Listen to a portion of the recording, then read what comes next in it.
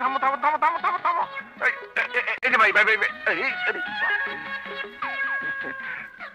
আপনি এখানে গাড়ি কিনলেন? কত নিল? কোনটার উত্তর দেব? জি মানে আমিটা আমি কিনা সেটার, নাকি আমি এখানে কেন এসেছি সেটার, নাকি গাড়িটা গাড়ি কিনা সেটার, নাকি এই গাড়িটা আমি কিনেছি কিনা সেটার, নাকি গাড়িটার দাম কত সেটার? না মানে এই গাড়িটা কিনেছেন কিনা। জি কি হলো সব যাইবেন না? দাঁড়াবেন না, ইম্পর্টেন্ট কথা বলছি। কেমন ছোট লোক দেখেছেন? ও ছোট লোক হলে তো আমিও ছোট লোক। ও রিক্সা চালায়, আমি ট্যাক্সি চালাই, দুজনেই তো ড্রাইভার। ড্রাইভার? জি এটা ভাড়া গাড়ি, রেন্টে কার শুনেছেন? আমি এটা ড্রাইভার। ড্রাইভার? আপনি তাহলে মানে তুমি তাহলে ড্রাইভার? জি ড্রাইভার। ভালো ভালো, খুব ভালো কাজ।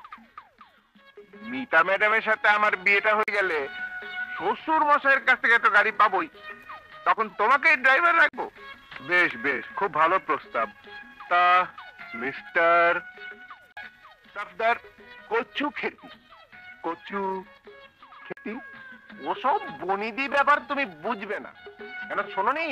বিক্রমপুরের বনিদি লোক হচ্ছে আদু বিক্রমপুরী, তারপরে ওই কোলাপুরের বনিদি লোক হচ্ছে বিনি কোলাপুরী, তারপরে যশোরের বনিদি লোক হচ্ছে লু যশোরী, তেমনি আরো কত মারাঠি সুরাঠি এরকম আর কি।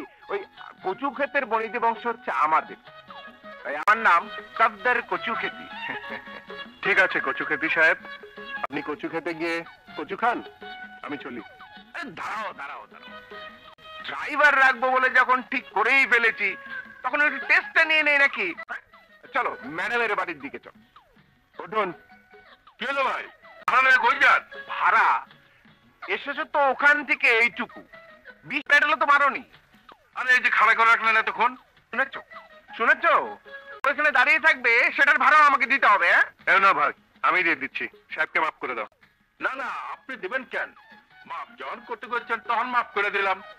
আরে দিন তো ভাড়া 3 টাকা, মনে করলাম মিসকিনদের দিয়ে দিচ্ছি, সালাম সাহেব। তাহলে পরীক্ষা শুরু হয়ে যাক। হ্যাঁ হ্যাঁ চল উঠুন।